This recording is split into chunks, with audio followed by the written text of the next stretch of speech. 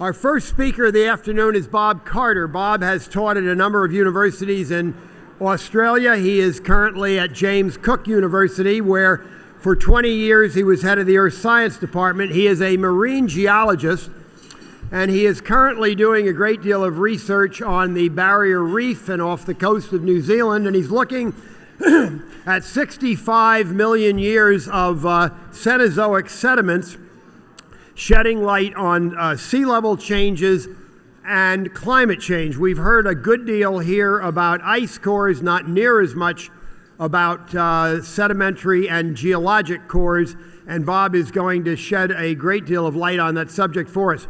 Also, I want to point out that a summary of his paper is on all of your tables, and we don't want to send Bob back to Australia with all of them, so please find them and take them home with you. It's a pleasure for me now to introduce you to Dr. Bob Carter. Thank you, John.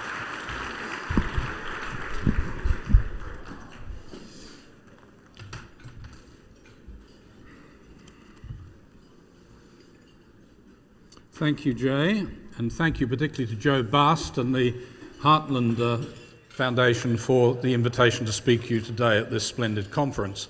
A third thank you to the anonymous gentleman who returned my bag that was mistakenly picked up in a lecture room yesterday. It had my laptop with this presentation on it. You can imagine my heart stopped for some period of time. Now, I apologise for... Could we have the first slide, please? I apologise for the rather in-your-face nature of the title. And I hope those that know me would say this is a bit out of character for Bob Carter. However, there is a reason. In 2005, Americans became angry, and justifiably so. And the reason was this, covered in this issue of Time magazine. It was Hurricane Katrina and the immense damage that did to life and property, because clearly there had not been adequate preparation and the response services were not quite as good as they might have been.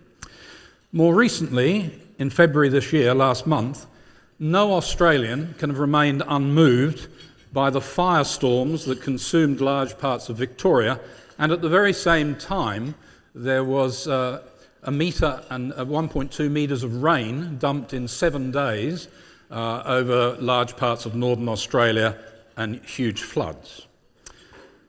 Katrina, firestorms, monsoonal rain, these are natural weather or climate phenomena.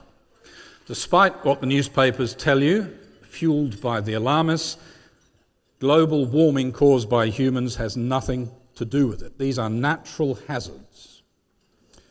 Despite what some people would have you believe, climate change is not a game that's played inside expensive computers paid for by the taxpayer.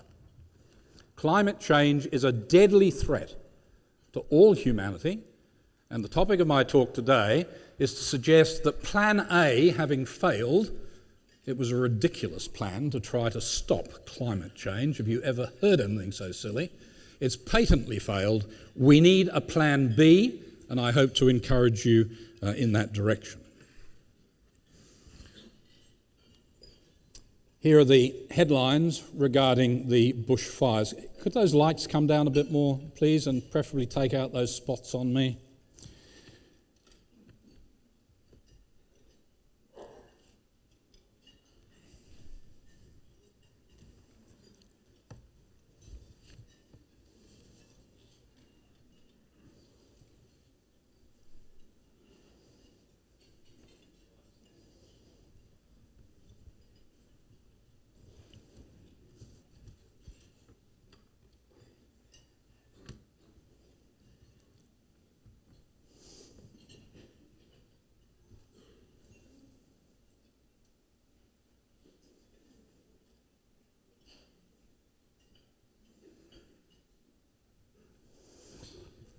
Here is the weather map on the day. It's now called Black Saturday in Australia. And you see, here's the outline of Australia. Here's New Zealand parked across the Tasman. There's a large high sitting over the Tasman Ocean in New Zealand. and it's in a blocking situation. It's very slow moving. It's approached by this depression and this frontal system, which came through Melbourne at about 5 o'clock in the afternoon. And of course, as that frontal system came through, there was dramatic change in the wind direction. So during the main part of the day, here's the scale. These are 30-knot winds that had been blowing for several hours.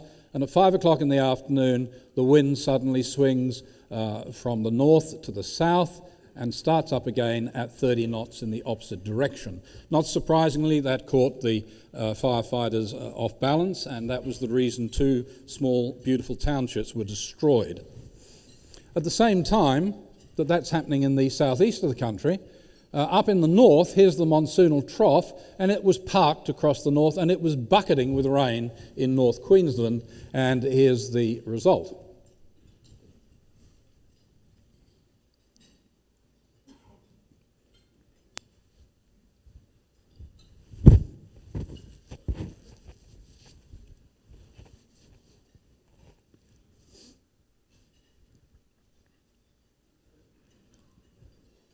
Phlegmatic chap, North Queenslanders.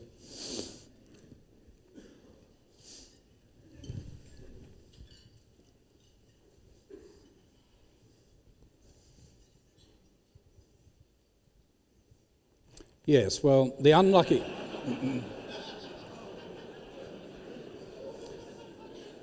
the unlucky ones ended up with a crocodile in their backyard, and the lucky ones with a barramundi.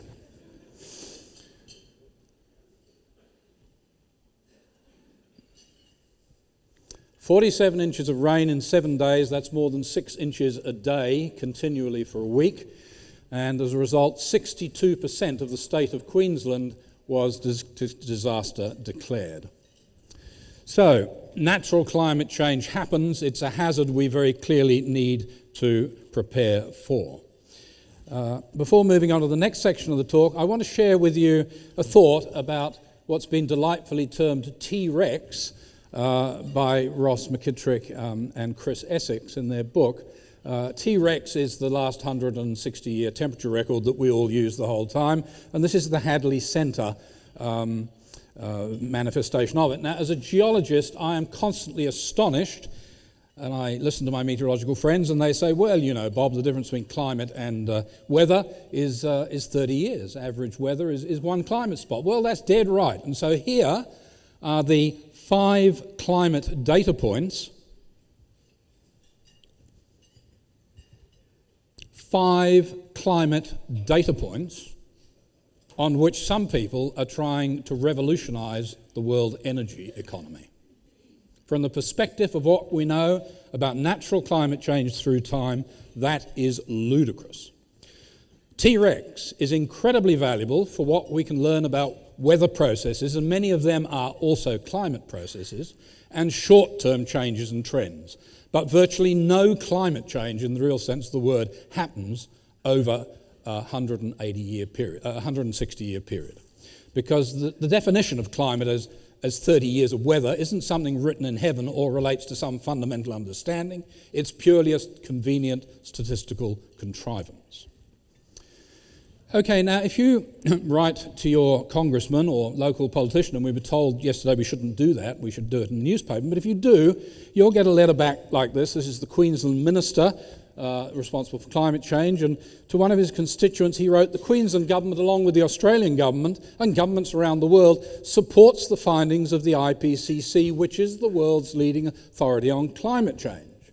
And they go on to say, of course, we do get some letters from other people like you. However, these alternative views have been largely discredited. Various propositions put out are not supported by peer-reviewed science, including that global warming is not a real issue, that humans have not caused global warming, temperature rises, and so on and so forth. Now, this letter was written a couple of months ago.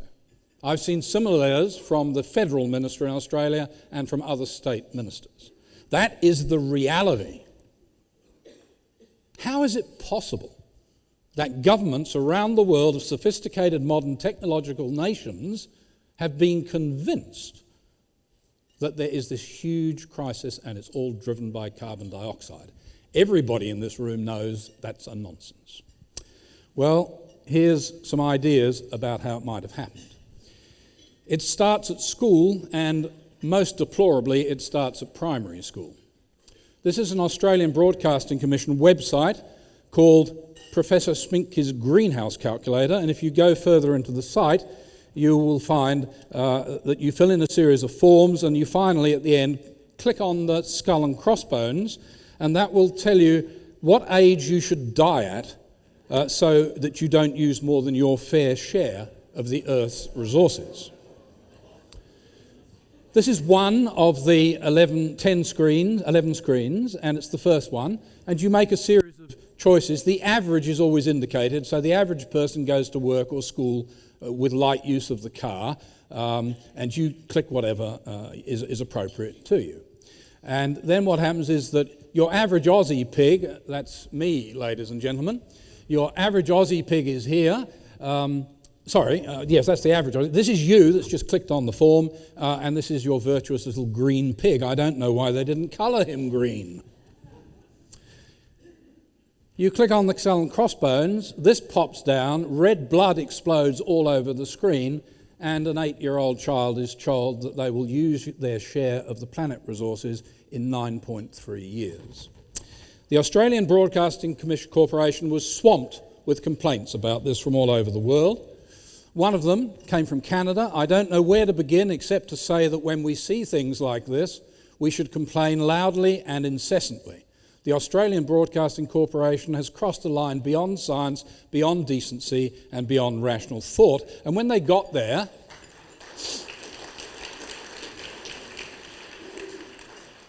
they found Al Gore already sitting in the chair with his cartoons that we were shown yesterday. Despite numerous complaints, the ABC refused to remove that from its website for at least 12 months or more. So how did all this happen? It happened, first of all, by indoctrination, relentless indoctrination of children in school, and the first children that were subjected to that in the early 1990s are now moving into middle management jobs in industry and elsewhere. Think about it. The second reason it all happened is there's a driving force, and many people have referred to these big environmental NGOs. These are old figures, and it's very difficult to get accurate figures. They're just for the US.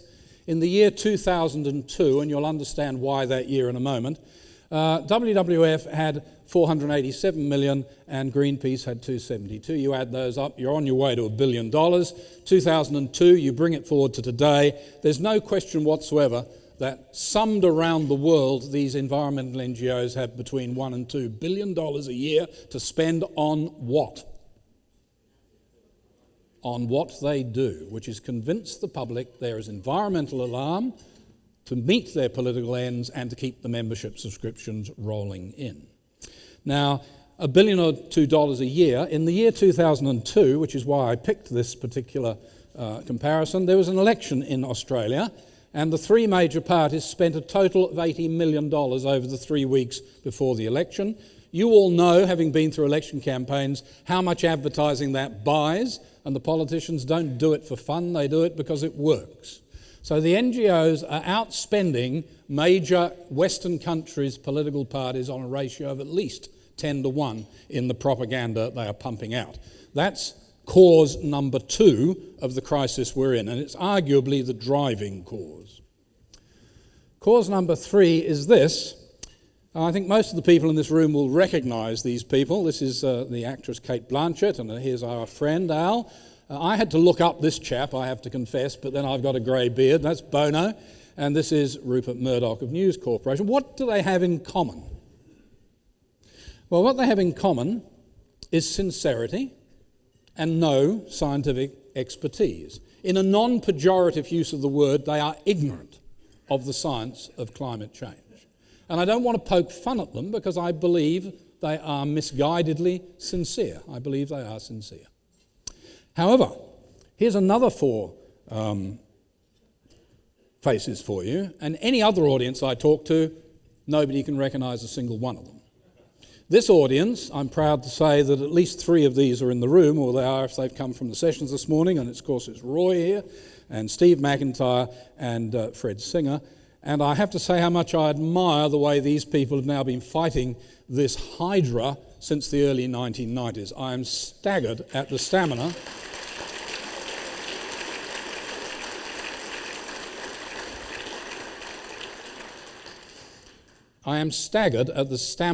of these people that have been doing it now for almost 20 years. I'm a Johnny-come-lately, only lifted my eyes up from a microscope around the turn of the century, and I've only been doing it for 8 years, and my God, I'm tired. Okay, so what do these people have in common? They have sincerity too, but they have deep expertise. Now, here's the kicker. How many people do the top 4 influence the views of? Is it millions? No. Is it tens of millions? No. It's hundreds of millions of people, remorselessly repeated by the press, despite the ignorance of their views, because the press knows only celebrity. So we do need sound bites, I agree, but some of those sound bites have to be marketed through celebrities, and they're all too busy buying their Lamborghinis and making themselves feel good by supporting the other side. So, where did my slides go? Thank you. How many people did these people's views reach? And the answer is a few thousand. And that's the imbalance in what's going out into the ordinary public domain.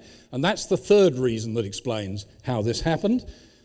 And here's the fourth. This is a think tank in London called the Institute for Public Policy Research. A couple of years ago, they did a report, quoting from it, "The task of climate change agencies is not to persuade by rational argument." Oh, dear me, no, that's far too old-fashioned.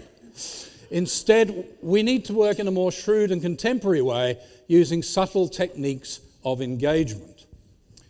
The facts need to be treated as being so taken for granted they need not be spoken. You know, this is like global warming's still happening, isn't it? Despite the fact it's been cooling for 10. We all know that we don't need to say it anymore. We all know global warming is still happening.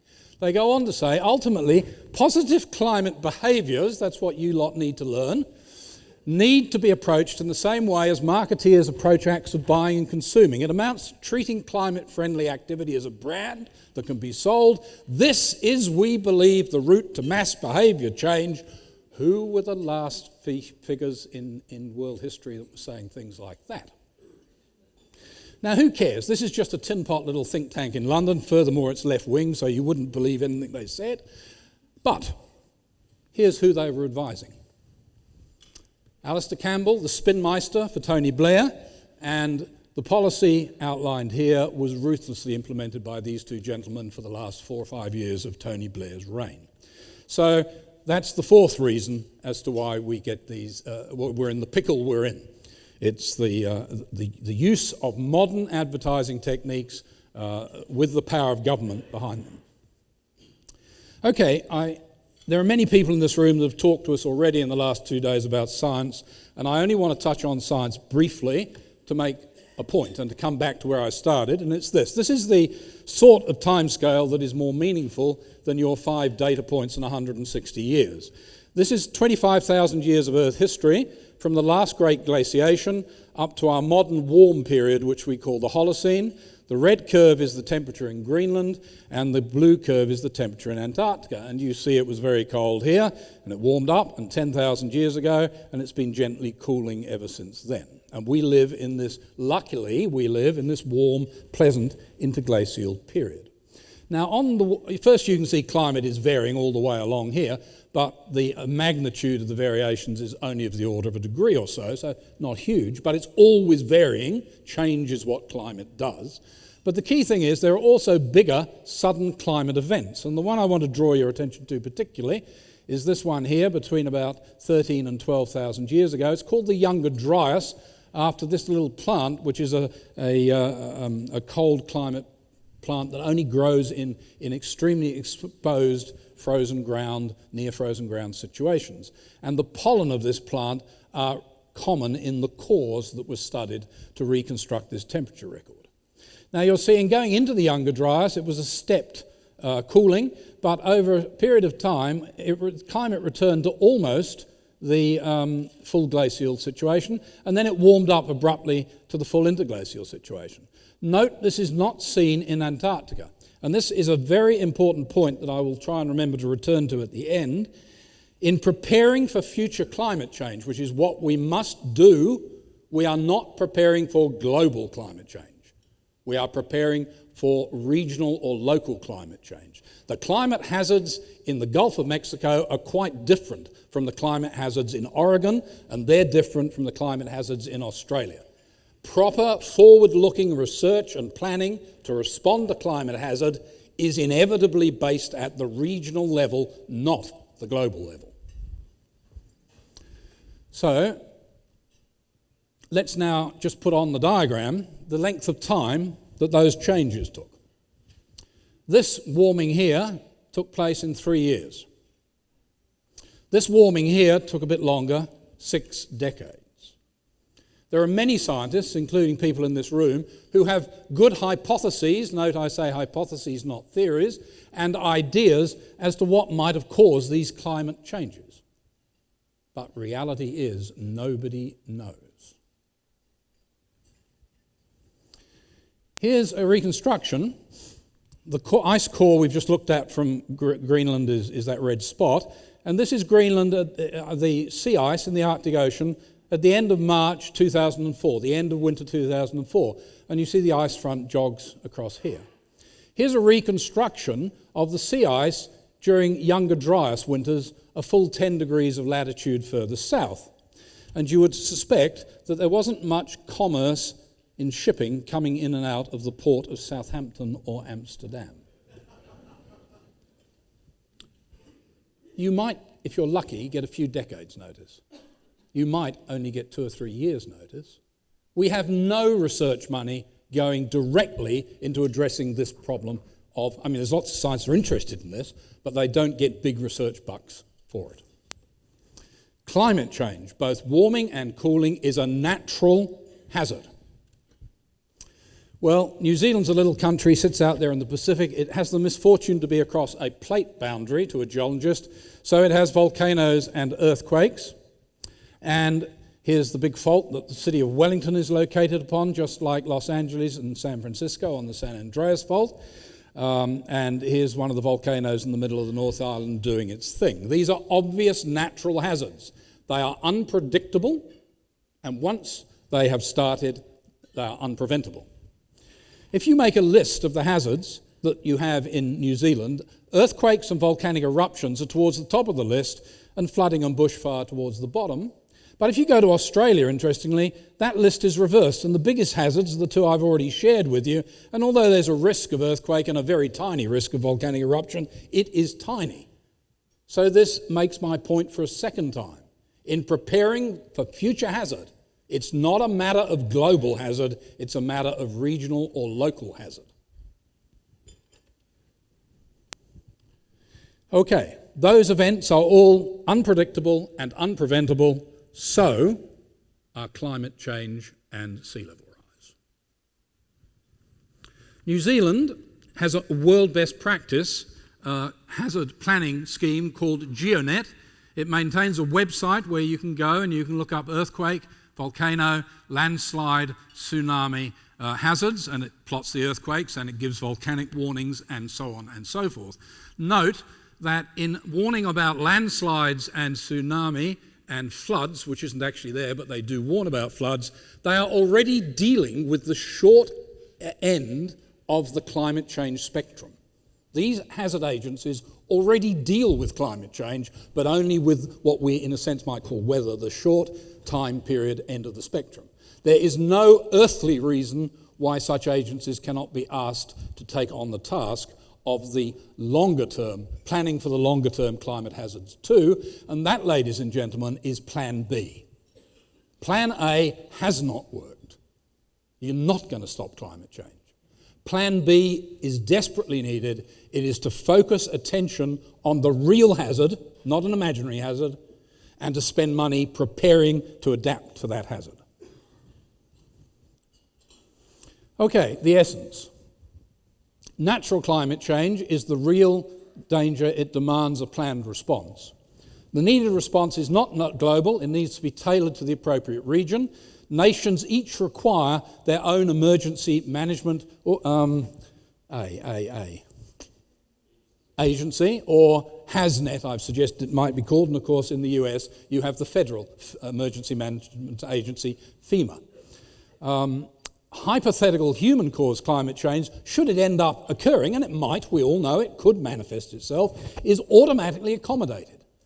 If you have prepared yourself for the large vagaries, the huge swings of natural climate change, you are automatically in a situation where you can deal with any man-caused climate change that may eventuate.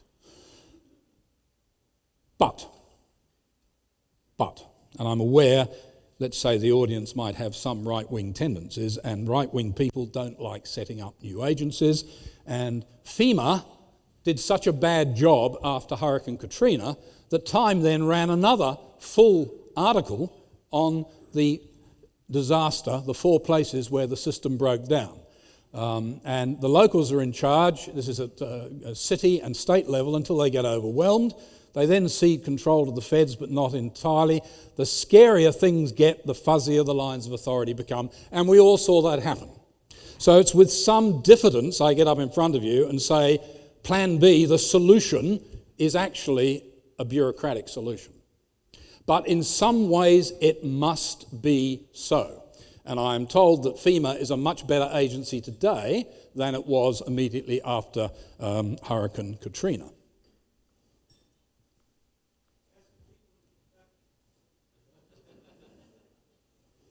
Okay, will 2020 be like the little ice age with 2-metre thick ice at the London Bridge and the Thames and these lovely Peter Bruegel paintings of the rest of Europe?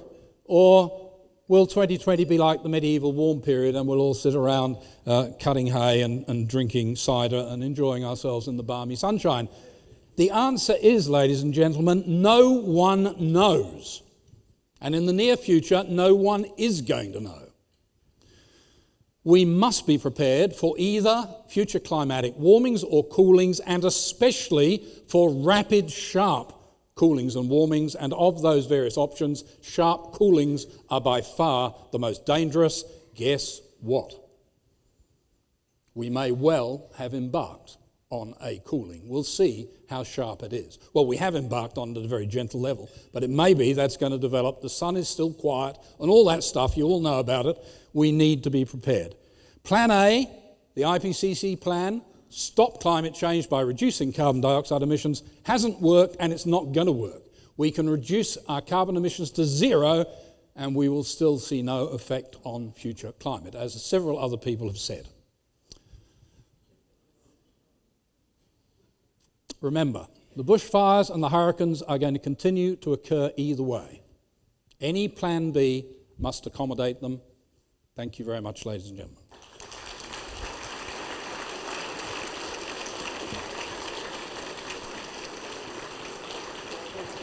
We'll have you back when we're all finished.